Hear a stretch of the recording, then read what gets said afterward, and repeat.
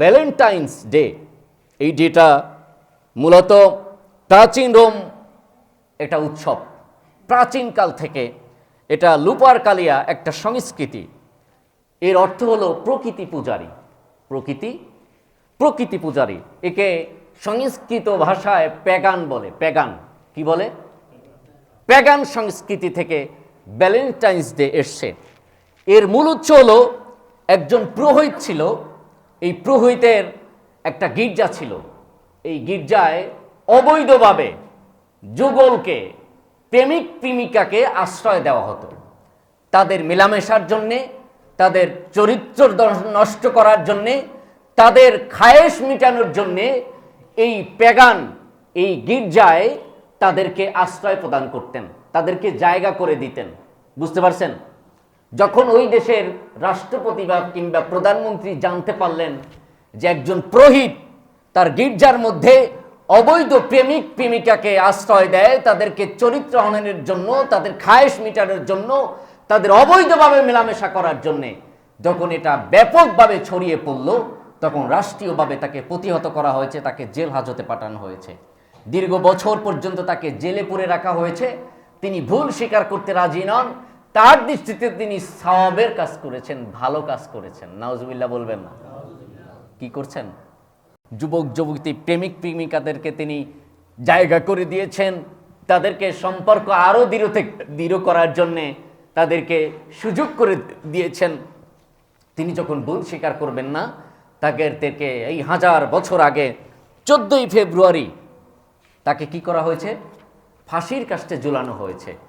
সেই সংস্কৃতি থেকে প্রেমিক প্রেমিকারা, এই যুগল যুগতে প্রেম ভালোবাসার নামে অশ্লীলতা ছড়ায় যারা, হারাম রিলেশনকারীরা, এই প্রেমিক প্রেমিকার এই দিবসটিকে ভালোবাসার প্রতীক হিসাবে সেই আদিম কাল থেকে তাকে স্মরণ করার জন্যে প্রেমিক প্রেমিকেরা এই 14ই ফেব্রুয়ারি একত্রিত হতেন, তাকে ফুল দিতেন।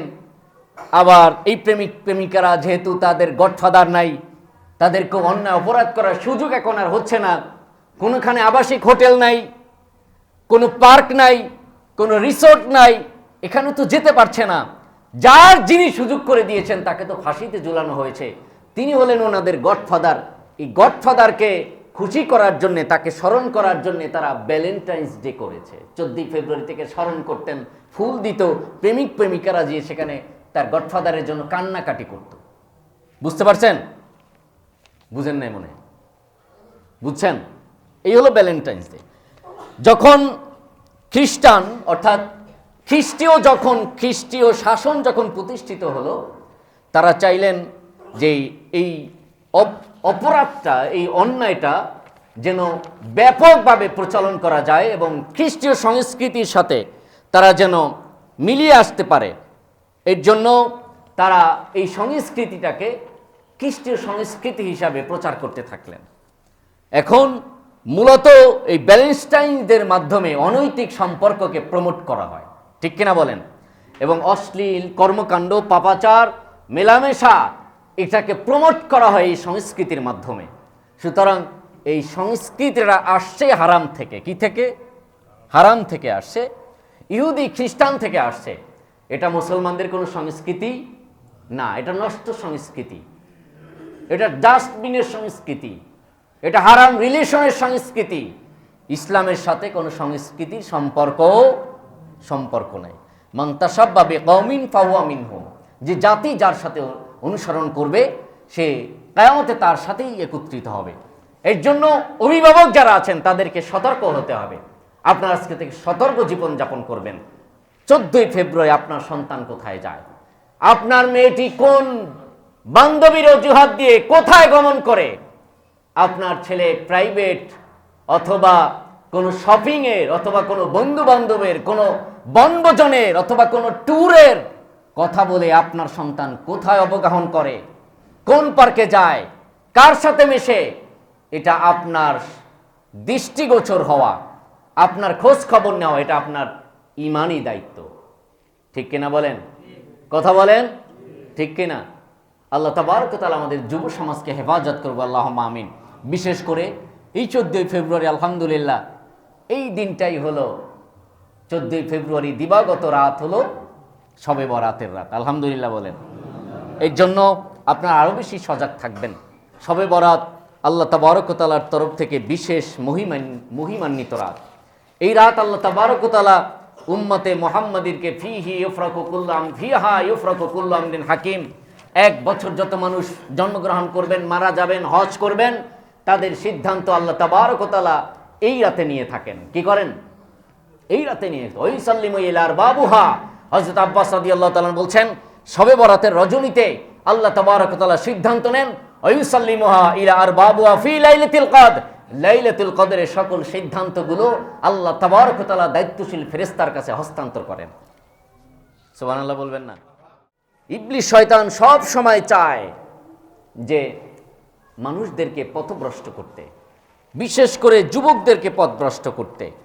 আবু দাউদ শরীফের হাদিস এসেছে, ওমর ইবনুল খাত্তাব রাদিয়াল্লাহু তাআলা আনহু থেকে হাদিস, আন ওমর ইবনুল খাত্তাব রাদিয়াল্লাহু তাআলা আনহু قال قال النبي صلى الله عليه وسلم من تشبه بقوم فهو منهم, যে জাতির শিক্ষা এবং সংস্কৃতি, তার চালচলন, লেবাস পোশাক, তার সংস্কৃতি, তার সব কিছুতে যে জাতির সাথে, যে সম্প্রদায়ের সাথে, যে ধর্মের সাথে সে সম্পৃক্ত হবে, অনুকরণ করবে, কিয়ামতের ময়দানে রব্বুল আলামিন তার সাথে হাসরের ব্যবস্থা করে দিবেন। সারাটা জীবন মা তাকুমুর রাসূলু ফাখুযু ওয়া মা নাহাকুম আনহু ফান্তাহু, রব্বুল আলামিনের তরফ থেকে আল্লাহর হাবিব যে দিক নির্দেশনা নিয়ে আসছেন সেটা যদি আমরা গ্রহণ করতে পারি, তাহলে রব্বুল আলামিন আমাদেরকে কিয়ামতের ময়দানে রাসূলের সাথে সম্পৃক্ত করে দিবেন। ঠিক কিনা বলেন? কিয়ামতের ময়দানে আল্লাহর হাবিব সাল্লাল্লাহু আলাইহি ওয়াসাল্লাম সুপারিশের কাণ্ডারি হিসাবে যখন আবির্ভূত হবেন, ওই সম্প্রদায়, ওই জাতি, ওই গোষ্ঠীকে বেশি সুপারিশ করে আল্লাহ নবী জান্নাত পর্যন্ত পৌঁছে দিবেন। যাদের সাথে রাসূলের সাথে সম্পৃক্ত, আল্লাহ তাবারক ওয়া তাআলার হুকুম নিজের জীবনের সাথে বাস্তবায়ন করেছে, ওই মানুষগুলোকে বেছে বেছে রব্বুল আলামিনের হাবিব সাল্লাল্লাহু আলাইহি ওয়াসাল্লাম জান্নাত পর্যন্ত পৌঁছে দিবেন, জান্নাত পর্যন্ত পৌঁছে দিবেন। কিন্তু দুনিয়াতে বসে যারা অন্যায়, অবিচার, অনাচারে নিজেকে গা বাসিয়ে দিয়েছে, শয়তানের পদঙ্ক অনুসরণ করেছে, কিয়ামতের ময়দানে রব্বুল আলামিনের হাবিব সাল্লাল্লাহু আলাইহি ওয়াসাল্লাম বলবেন, লা আদরি, আমি তোমাকে চিনি না, আমি তোমাকে জানি না, তোমার পরিচয় আমার কাছে নাই। নাউজুবিল্লাহ বলেন। তোমার পরিচয় আমার কাছে নাই। সহকান দূর হয়ে যাও, দূর হয়ে যায়। মানুষগুলো আফসোসের রোশনালে আল্লাহর হাবিবের হাউজে কাউসারের পাশে ঘুরবেন, চিৎকার চেঁচামেচি করবেন, আর হাবিবকে বলবেন, ইয়া রাসূলুল্লাহ, ইয়া হাবিব আল্লাহ, আমরা আপনার উম্মত, আপনি আমাকে একটু সুদা পেলান, এই হাউজে কাউসারের পানি আপনি আমাকে একটু দেন, কষ্ট দূর করতে চাই। রব্বুল আলামিনের হাবিব তো চিনবিনই না। হাসান হোসেন রাদিয়াল্লাহু তাআলা পানি তাকসিম করবেন, রাসূল হাউজে কাউসার থেকে উঠাবেন, আর হাসান হোসেন রাদিয়াল্লাহু তাআলা মানুষদেরকে পানি পেলাবেন। তারা বলবেন, সোহকান লিমান গায়রা লিবাব, আমি নবী দুনিয়া থেকে প্রস্থান করার পরে, আমি নবীর আদর্শ, তাহজিব, তামাদ্দুন, চরিত্র থেকে যারা দূরে সরে গেছো, ছিটকে গেছো, নবীকে যারা মাইনাস করেছো, নবী থেকে যারা মাইনাস হয়েছ, নবীকে যারা মহাব্বত করো নাই, নবী যা নিয়ে এসে যা গ্রহণ করো নাই, ওদের সাথে আমি নবীর কোনো সম্পর্ক কিয়ামতে নাই, কোনো নাই। এর জন্য আউস রাদিয়াল্লাহু তাআলা আনহু থেকে হাদিস, ওয়া আউস রাদিয়াল্লাহু তাআলা আনহু قال قال النبي صلى الله عليه وسلم خالفوا اليهود والنصارى, রব্বুল আলামিনের হাবিবের জন্য বলেছেন, ইহুদি এবং নাসারাদের চারিত্রিক এবং সংস্কৃতি যা আছে তার সাথে তোমরা বিদ্যাচরণ করবে। কি করবে? খলেফ করবে। ওদের সাথে কোনো কিছুতে তুমি সম্পর্ক রাখবে না। কার হুকুম? আল্লাহর হাবিবের হুকুম। খালিফুল ইয়াহুদ ওয়ান নাসারা, ইহুদি খ্রিস্টানরা সব সময় চাইবে তোমাকে পথভ্রষ্ট করতে, অপসংস্কৃতির ভিতরে ঢুকিয়ে ফেলতে সব সময় চাইবে। কিন্তু তোমার কাজ হলো, তোমার সিদ্ধান্ত হলো, তোমার জন্য আবশ্যকীয় হলো ইহুদি, খ্রিস্টান, নাচারা সহ শয়তানের সকল পতঙ্ক ডিনাই করে, পায়ে ঠেলে দিয়ে রাসূল যে আদর্শ নিয়ে এসেছেন, রাসূল যে নির্দেশনা প্রদান করেছেন, ওটা তোমাকে গ্রহণ করা, ঠিক কিনা বলেন? এর জন্য আল্লাহ তাবারক ওয়া তাআলা পবিত্র কোরআনুল কারীমে বলেছেন, কুল্লিল মুমিনিন ইয়াগুদ্দু মিন আবসারিহিম ওয়া ইয়াহফাযু ফুরুজাহুম। প্রত্যেক মুমিন মুসলমানদেরকে রব্বুল আলামিন নির্দেশ প্রদান করেছেন। রব্বুল আলামিন বলছেন, কুল্লিল মুমিনিন ইয়াগুদ্দু মিন আবসারিহিম। প্রত্যেক মুমিনের জন্য ফরজ, প্রত্যেক মুমিনের জন্য আবশ্যক, প্রত্যেক মুমিনের জীবনের সাথে সম্পৃক্ত করে নেওয়া, বাস্তবায়ন করা অনেক বেশি জরুরি।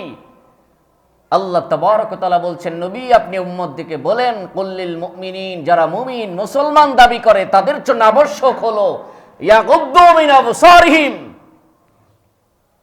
তাদের চোখকে যেন হেফাজত করেন, কোনো পরনারীর দিকে লুলুপ দৃষ্টিতে যেন দৃষ্টিপাত না করে, অন্যায় অপরাধের দিকে যেন দৃষ্টিপাত না করে, রাত্রের গভীরে রাত্রের আধারে পৃথিবীর কেউ না দেখুক, এরপরেও যেন ওই চোখ থেকে কোনো হারাম কিছু না দেখে।